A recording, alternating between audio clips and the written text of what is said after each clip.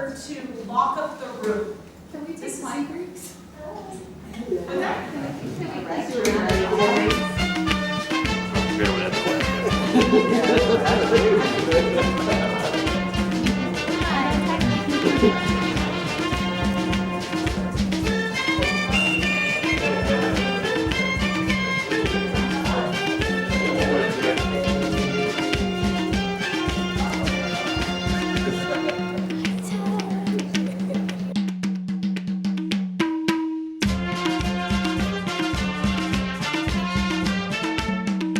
Laura Snow just tried to injure us in the car. To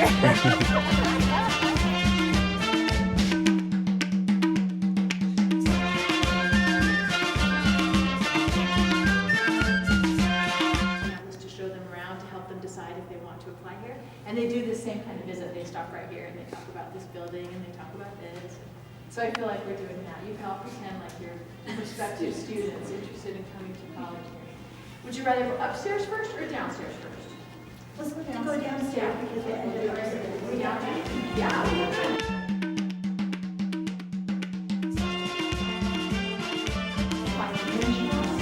Business services. So the names of the different groups within this space are listed here.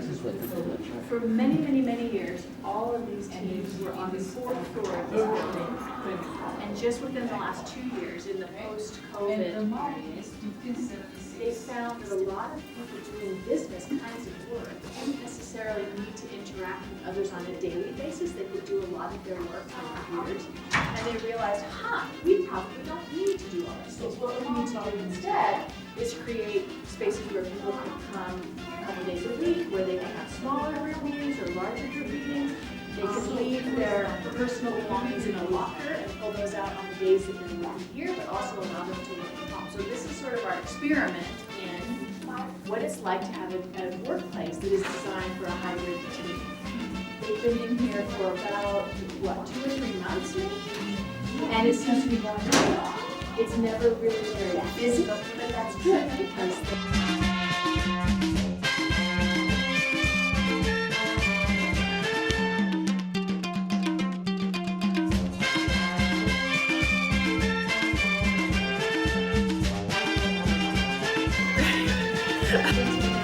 around up on the floor. They can easily come in any of the doors here and find the graduate school. Should be a little better. And across the hall is the staff of folks in the Division of Equity, Diversity, and Inclusion. The immediate team who've been supporting Dr. Villarreal and staff. They're all right now still staying put in there and picking up different kinds of work and adding value as always. And getting creative with them. And on the opposite side of the hall, there are some human resources teams that come in here, and also some more of the business side of that. The budget and institutional analysis team, that's what we're doing there. Like how many students are enrolled, what is our graduation rate, what is our admission rate, data that helps describe.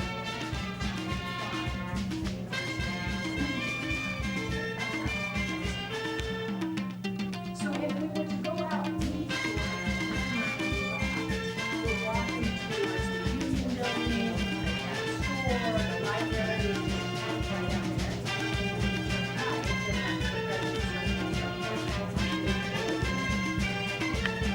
We go to the third floor on the stairs, right back.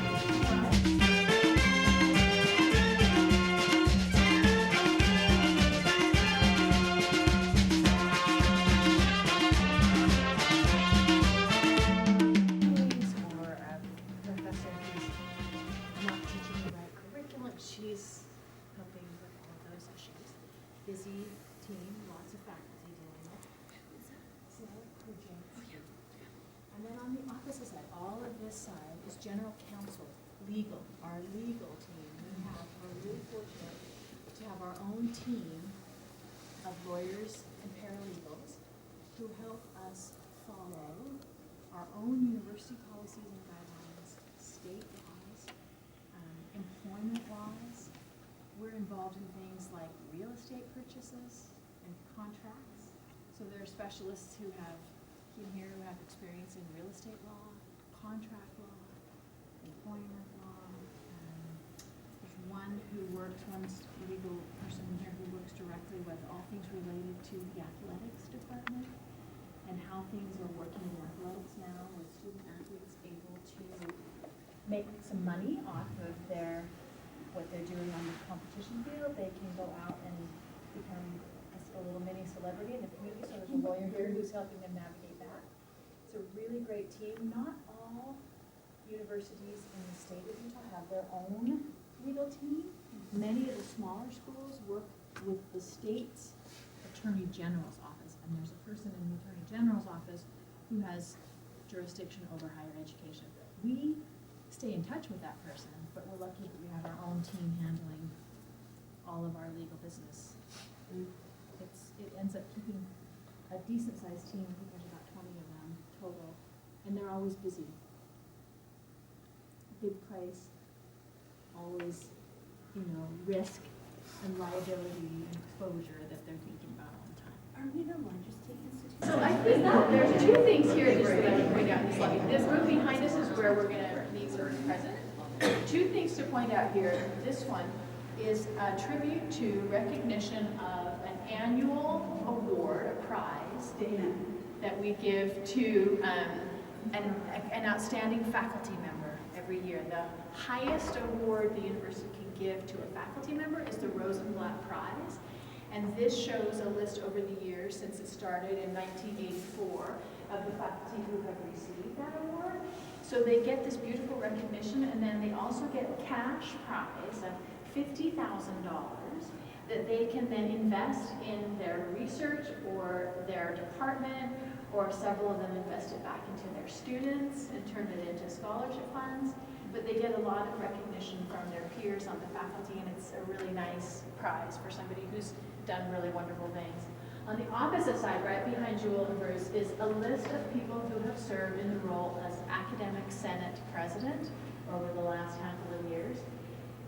In the way a university runs, there's the administration, all the people we've been talking about, the president and the vice presidents, and then the students have their own government.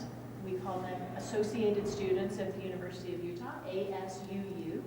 Maybe you've met some of those students over the years, but they elect their own leadership, a president, some vice presidents. They have senators and representatives from each of the academic colleges, and they meet and they pass legislation that is directly affecting students. And they have a budget, and they bring bands to come and perform, or they put on events for students. And then the faculty also have their own set of leaders. This faculty senate is made up of representatives of the faculty from each of the different colleges.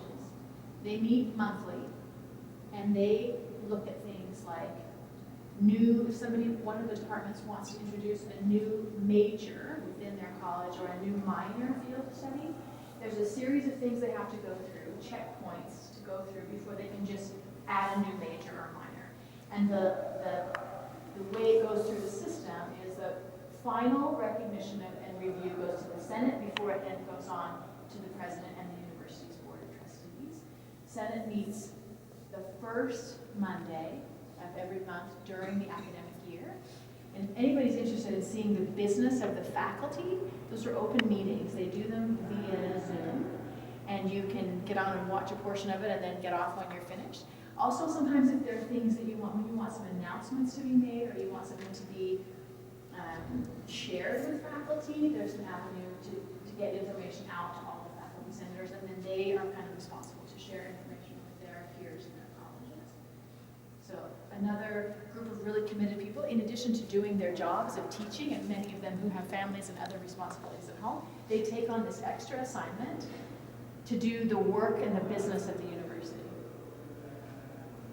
Down this hall, we have the graduate school. We talked about they're going to be moving to the new space, but they're on this whole side of the hall here. And then on this side is public relations and communications. So the people who put together the newsletter that you get every Monday at the U, that comes in your email box at the U with all the information, the staff of people who are working on that are in here on the third floor. And they're also doing things, press releases, They're doing some of the, UNP donors for the scholarship. They're Wonderful. some of the ones that started on in 2018, and then they also have that little book library that I think got placed in the youth center. But yeah, so anyway. I didn't know that connection. Nice. Yeah, they were some that have.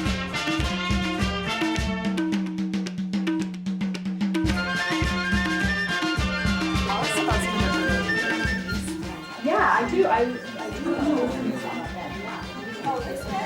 Yeah. Tio. I did look at websites and Melissa, historic pictures of the campus. So this is where the original campus is here. We're in this building. All these are the original classrooms and a little bit of land out here that we all the way up here, and everything is filled in. So little green space.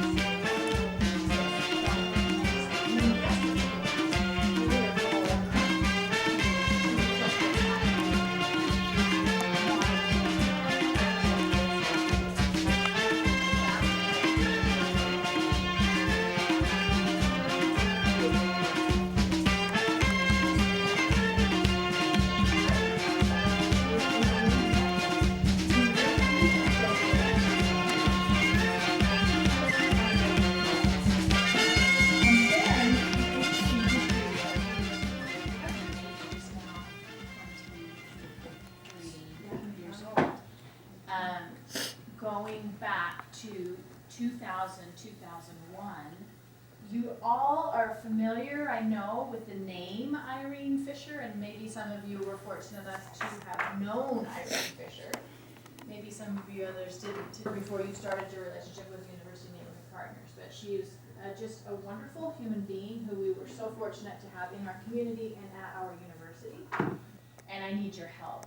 What can we do? We need to have more impact than what we've just done here. So help me think of something. And Irene said, oh, I know exactly what we can do. We need to have a presence. We need to have a facility. We need to know our neighbors. We need to be in the Rose Park, Glendale, and Mountain View, and we need to be over there. And we need to help people understand that the university is open to them, to come and visit, to enroll as a student, to work with us on projects. We have to create ties between the university and the community who live in our West Side neighborhoods. And so President Bernie Matchin at the time said, good, you go do this, Irene. I'll give you some money, you figure it out, and we'll go do this. And then they started having conversations with the mayor of Salt Lake City at the time, whose name was Rocky Anderson. Rocky, we need some space. Help us find some space. Well, the house, which is now the UNP house, right there next to Jordan Park, was turning over. I can't even remember what the story was, who had been there before us. But I vividly remember driving down there. I was sort of new in my tenure at the president's office at the time. And President Matchin said, come on, we need to go. We're going to go downtown. We're going to meet Irene down there, and we're going to look at a house on the west side of town that could be the University Neighborhood Project. So we went out and we toured that house for the first time and said, this seems perfect. This is great. It's near a park. There's some parking spots. People will know where we are. Families even that are just coming to wander around the park will say, what's happening over there? We'll put up some signs. It's going to be great. The city made a really incredible offer to let us have that space. I think it was $1 a year we had to pay to rent it. They basically gave it to us, but so we had a business transaction in the official documents of the university and the city. We actually did pay some rent for it. And then we put some money into renovating it. And thus began this partnership, our satellite office on the west side of town. Irene served in that role for a number of years. When she did officially retire and Rosemary Hunter took over, there was a period of time when what is now the Heartland Center was an office building, and all of our residents who were using UNP facilities and living in the Heartland community, that's where I first met Kim Schmidt, right? I mean, so many years ago, where classes, English language classes were happening in one of the apartments that the Heartland community let us have, and we had AmeriCorps volunteers and kids running around, and it was just this amazing environment for people. And when that Heartland building went on the real estate market, it, the people who were not gonna use it anymore, I feel like it was farmers or food workers or something. Rosemary and other people in the community said, we need to get that building.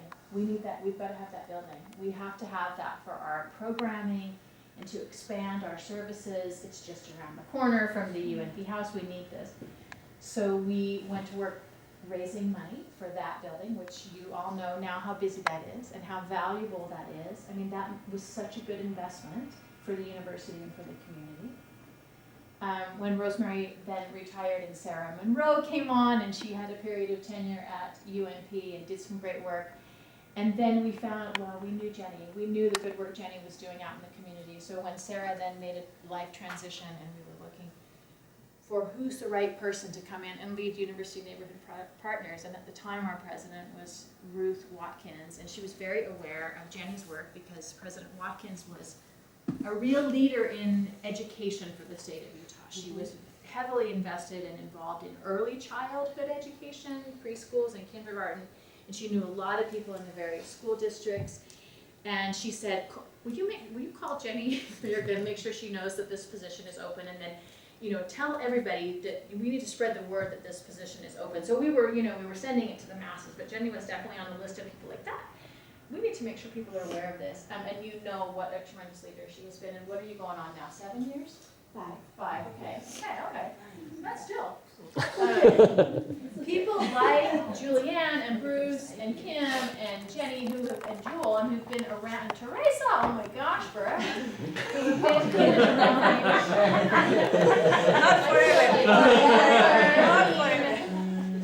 Since, for what, 15? I think so.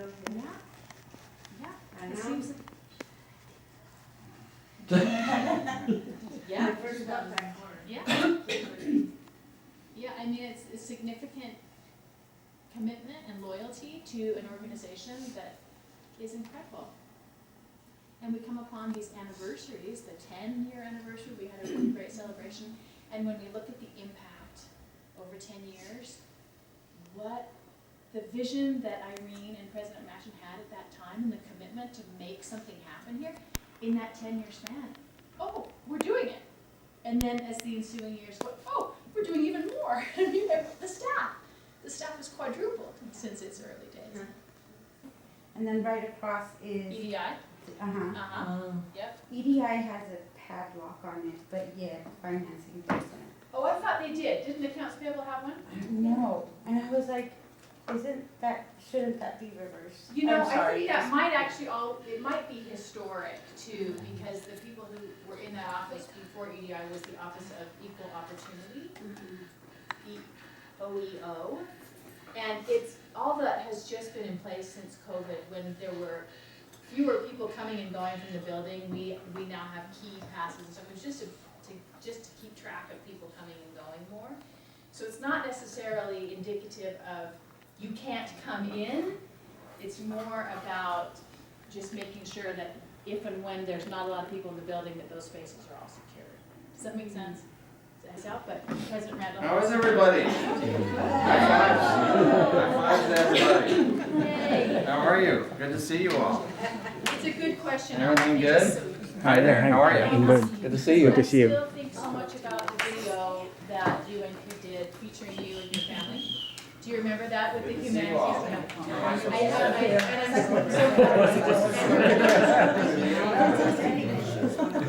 Look, I guess I thought we had lunch. you are getting lunch, but I don't know how that's happening. Is it being Make something. My name is Jorge Jimenez, Education Pathways Coordinator, and I graduated from Harriman High. My name is Bianca, I'm recently recruiting assistant, and I graduated from Granite. Hi, I'm Jasmine, I'm youth center coordinator, and I graduated from East High School. Hi, I'm Frida. I'm assistant coordinator. We work together, and I'm a WLI team member with the rest of some of them. And I graduated from Church College of Western Side. Teresa Molina, I'm Associate Director for Community Engagement, and I graduated from Cuernavaca, Morelos, Mexico High School. We know each other. Eric Garcia, West Valley partnership, or Community Leadership Partnership Manager. I graduated from Cypress-Side Magna. Joel, Administrative Program Coordinator, and I graduated from Taylorsville High School. I'm Melissa Gambino, Grant Writer and Communication Specialist, and I graduated from Provo High School. I'm Mayla Yanagi, Pathways Partnership Manager and Community Organizer, and I did not graduate from high school. I got my GED. My name is Abkuder. I am Community Capacity Partnership Manager. My high school from Iraq, so that's where I graduated from. His name is Shatiya High School. So. Hi, my name is Tekno Pane. I am a Community Capacity Partnership Coordinator working with UNP. I hold a master's degree from India, and I studied a Master of Social Work from College of Social Work. I graduated in 2021. Now I'm studying MBA second year. I'm Samira Mila. I am the Environmental Justice Partnership Manager. I graduated from the Utah County Academy of Sciences in Orem, but I'm from West Valley. Hi, my name is Miguel Trujillo. I'm the Associate Director of Community Engaged Scholarship and Evaluation here, and I graduated from Skyline High School in Julianne Rapp, Clinical Director, Orem High School in Orem. Diana Martinez, Health Partnership Manager, and I graduated from Glendale High School in Glendale, Arizona. Jared Martinez, Partnership Manager with our Pathways team, and graduated from Kearns High School. I'm Jenny, and I graduated from Viewmont High School in the other Happy Valley. We have a lot of South Happy Valley people that graduate at Viewmont. I'm Saul Beacom. I am Partnership Manager with Community Leadership, mostly with WI, and I graduated from Long Beach Poly High School. Kimberly Schmidt, nice to see you again.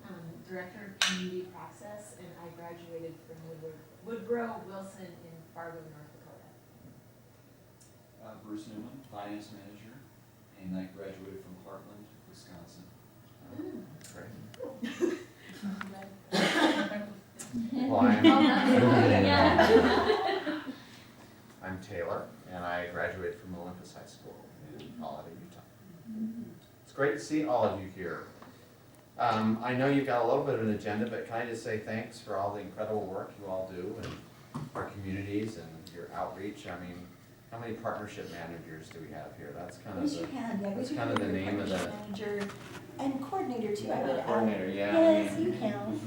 that's kind of the name of the game for us, is kind of being able to reach into communities. So that's a pretty amazing skill set that you have. So thank you for all of that. It makes the university digestible when we're seen as partnering rather than not. And so we really appreciate everything you're doing. You're a big part, as you know, of what this university is trying to do to kind of increase its societal impact, as we're saying these days. But thank you very, very much. But we also, as you saw, we viewed your 2030 vision as a staff, and we had a discussion, and then we came up with questions. Yeah, so Solo is going to kick us off, and our food is coming, right? That's Jewel went to. Yeah, I bet. She's going to find the food. I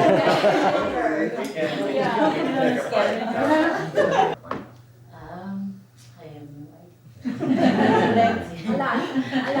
All I can say is digging holes for trees is hard, so make sure you got a lot of shovels. Thanks. Goals have historically been driven by the community. So how can we continue to include what community cares about, as well as their voices in your Thanks for the question, and I actually hope you have some ideas on how you. As context, you know, the notion of a goal of a top 10 public university with unsurpassed societal impact is one that I actually hope changes the way we think about ourselves as a university. You know, any group from time to time can get too focused on their own things that they're doing, and they forget that, you know, a healthy organization actually, you manages the tensions within, but also looks out to serve, but when you listen, I hope at its core, it means that if we're listening, we'll change the way we teach and deliver education, we'll change the things we research, that will be more applicable to people, and then we also find that service is a big part of our mission. They're launching case management in Spanish this summer. So I do think that having access points that people can connect to technical skills, not only technical, but committed to the community. Yeah. For that, a lot of changes need to happen at departments and qualities and what is approved through the councils and all those things. Yeah. We're still the largest with respect to full-time students. Okay. UVU. I have to say it. They kind of cheat the numbers a little bit. Don't put that on camera.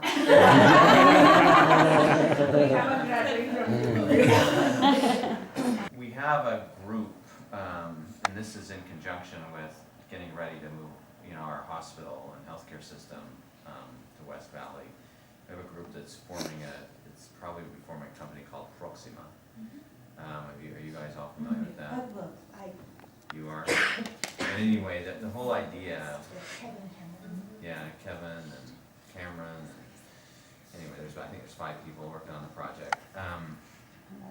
But the whole idea is, the hypothesis is don't make people give up work to come to school. It's actually make work, allow work to kind of help people get educated, and we can do that in our healthcare system. So I think they're piloting 16 students right now, and then they'll do another 200. But we're going to basically offer jobs in our healthcare system, and you'll get certificates at the same time. And the job of Proxima is to find those people, but also to provide wraparound services that just, can get them kind of end-to-end degrees. And interestingly, as we tried to solve this problem, we realized that we probably won't change our departments as much, but we'll partner with Salt Lake Community College and Salt Lake Tech and Davis Tech and Weaver, because they already have the certificates. But so you'll start getting certificates from those institutions that will then transfer to ours, so you can finish your degree here. But they have the mandate to scale this to 3,000 to 4,000 students. It was for some funds, but also leadership. Or it's just. No, someplace where you there's some outside stuff.